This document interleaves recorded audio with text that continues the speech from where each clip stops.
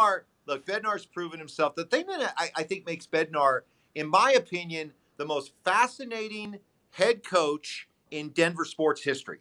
And let me explain why.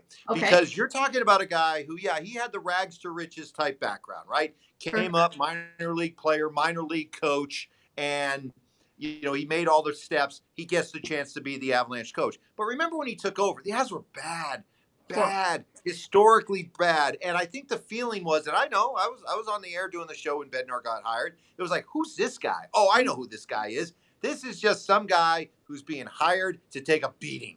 Yep. Seriously, that's all he's here to do is take a beating and put a smiling, attractive face on all these losses as they pile up. But as these young players, as Landeskog and McKinnon and Rantanen start to get better and the team gets better, at that point they'll bring in a coach that's going to take this team to the next level. Instead, it's been Bednar. Yeah. Bednar's been that guy. So I would argue that when you talk about background, the circumstances under which he was hired, and then go on to become a championship winning coach, there hasn't been another coach in Denver sports history like this guy. So I believe he's the right guy. I know he's the right guy. And I think he's shown his strengths throughout the course of this season. It's been a topsy-turvy season. Yep. It's been up and down, but at no point has he ever lost his cool, right? He's never really gone out of his way to, rip these guys. There's been a patience to him. Why? Because he knows his team. He trusts his team. He knows what he's got,